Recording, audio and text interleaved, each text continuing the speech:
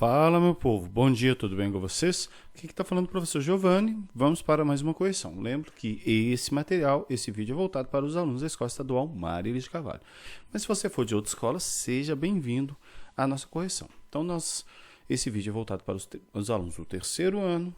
Estamos na quarta semana do PET 2. Teoricamente, seria a última semana do PET 2. Lembrando que o PET 1 foi até a sexta semana. Então, não surpreenda se nós tivermos, no mínimo, a quinta semana do PET 2, que vai ficar o acolhimento do PET 3, aquela frescuragem, porque revela que o processo não é tão simples assim, não é? Eu não vou entrar em méritos, dizer que é má vontade ou qualquer outra coisa de ninguém, ou incompetência. O processo é difícil mesmo. Então, vamos lá para a quarta semana do PET 2. Lembrando que no material vieram lá algumas coisas que não estão nas atividades, tá? Como penetrância, como também a descrição dessa característica, né? Um cálculo lá de porcentagem. Não tinha atividade disso e a aula da TV não foi disso. Então, eu não vou colocar atividade disso aqui. Para a semana que vem, se tiver a quinta semana, a gente faz uma atividade voltada para isso e eu explico direitinho tudo aquilo que está na apostila. Mas eu peço que já vá lendo, tá? Lembrando que essas atividades valem sua carga horária. E também é o único método que a gente tem o único meio que a gente tem de avaliação. Então vamos lá. Os machos de abelha originam-se de óvulos não fecundados e são haploides. Então vamos lá. Macho de abelha, zangão. Beleza?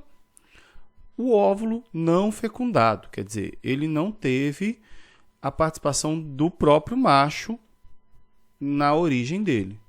E eles são haploides, ou seja, eles têm só a característica que é a metade da mãe, né, que é o N, a metade da mãe que originou o óvulo que deu origem a ele. As fêmeas resultam da fusão entre óvulos e espermatozoides, então é fecundado e são diploides. Quer dizer, o macho, que é N, atuou com a célula feminina, né? E originou o diploide. Vai falar assim, professor, mas se o macho é N, como é que ele originou o gameta N? Fazendo mitose. Ele não fez meiose igual os seres diploides fazem, tá? Ele faz mitose. E aí, em uma linhagem desses insetos, a cor clara dos olhos é condicionada pelo recessivo, azim, de um determinado gene, enquanto a cor escura é condicionada pelo dominante, azão. Beleza? Então, a abelha rainha de olhos escuros é heterozigótica, azão, azim. A gente já fez o estudo e a gente já está sabendo. Foi inseminada artificialmente com espermatozoides de machos de olhos escuros. O macho, ele é haploide. Se ele é o olho escuro, qual que é o gene dele? Azão, porque é cor escura. Espera-se que a prole dessa rainha tenha a seguinte composição. Nós vamos ver as alternativas lá. Mas vamos fazer o cruzamento.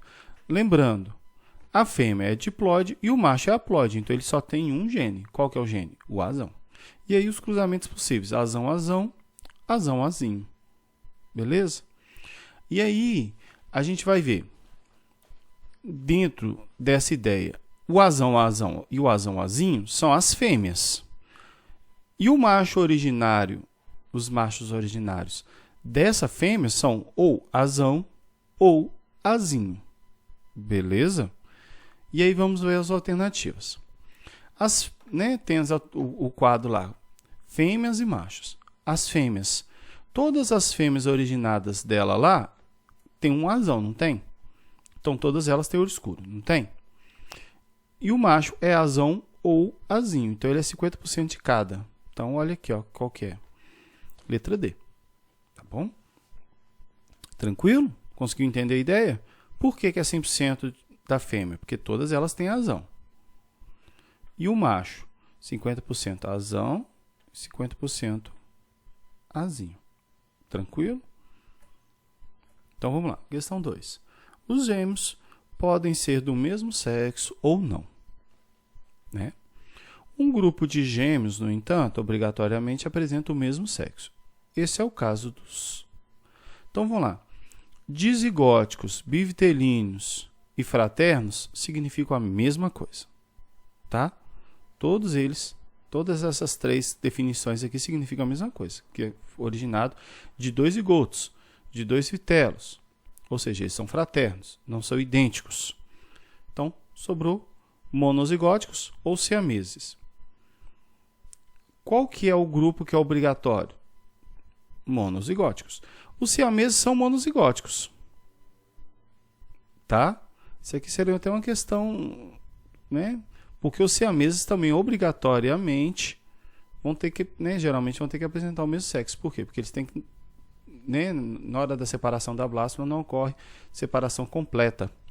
E aí eles vão nascer grudados, entre aspas, né? Vamos dizer assim, por algum ponto do corpo.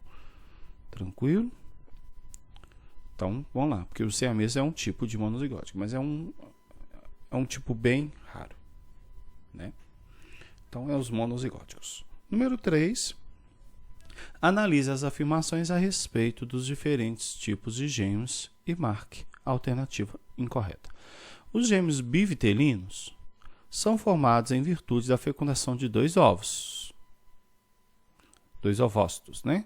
Que foram liberados na mesma ovulação. Correto.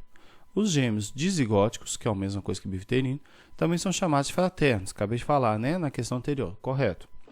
Os gêmeos monozigóticos são formados a partir do mesmo zigoto. Mono. Fácil. Os gêmeos monozigóticos, apesar de possuírem o mesmo patrimônio genético, não apresentam as mesmas expressões digitais, por incrível que pareça. Correto. E os gêmeos monozigóticos ocorrem muito frequentemente em tratamento de fertilização in vitro, pois mais de um embrião pode desenvolver-se no útero feminino. Por quê? Por quê? Não é o monozigótico. Nesse caso aqui seriam os dizigóticos, tá? Porque ocorre de ter mais de um óvulo e mais de uma fecundação e implantam mais de um zigoto dentro do útero da mulher, para poder ter certeza que pelo menos um pegue. Aí acaba que pega mais de um, né? Aí nasce aqui tanto de menino. 4. A partir deste ano, o teste do pezinho terá cobertura completa por parte dos planos de saúde.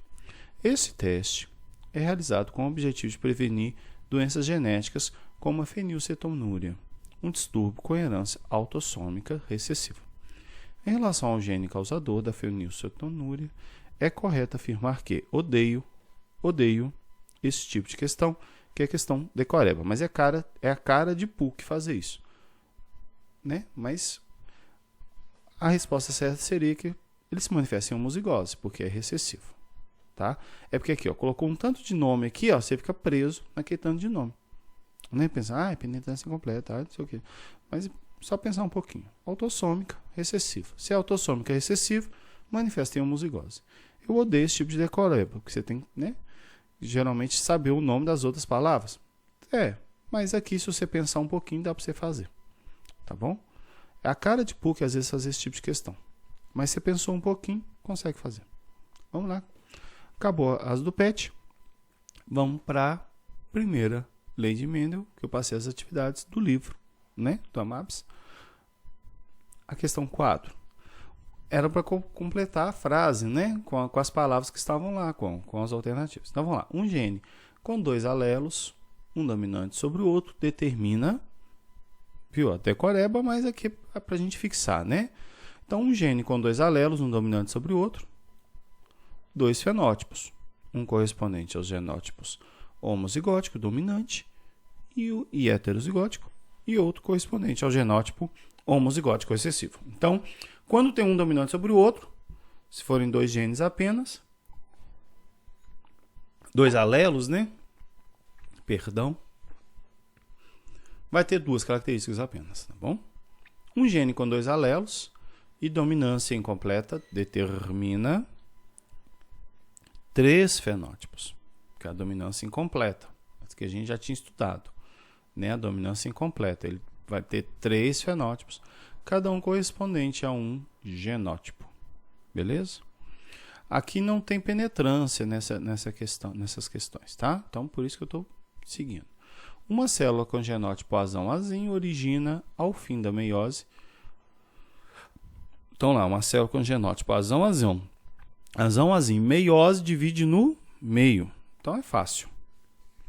Aí você vai falar assim, professor, mas por que 4 células? Porque depois da meiose, sempre uma célula vai originar 4. Por quê? Primeiro a célula passa por mitose, lembra disso? E depois a meiose. Então, as da mitose aqui vão dar 2, né?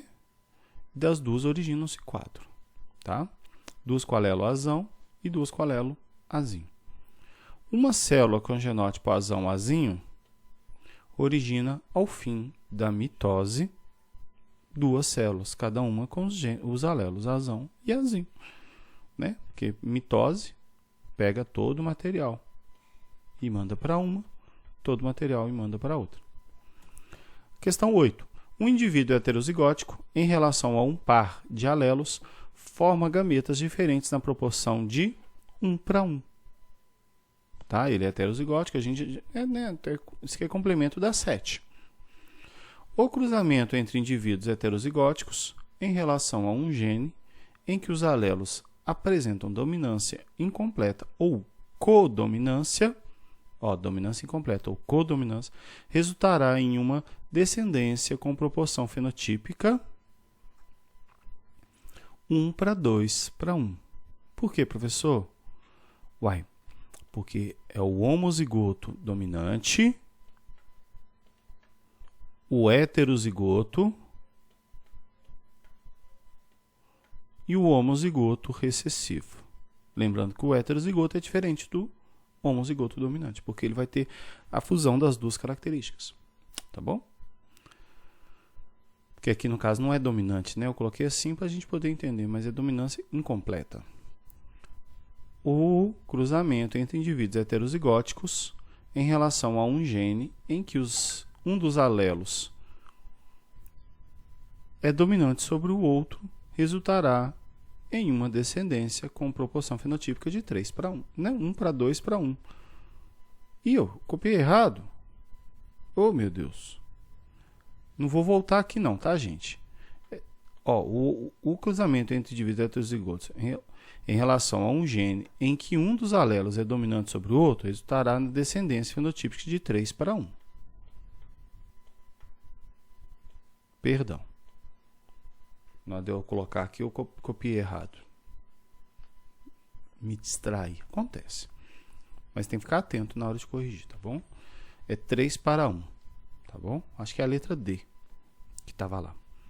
Tranquilo? Então a gente fica por aqui. Fique com Deus. Até a próxima. Perdão pelo deslize na última questão.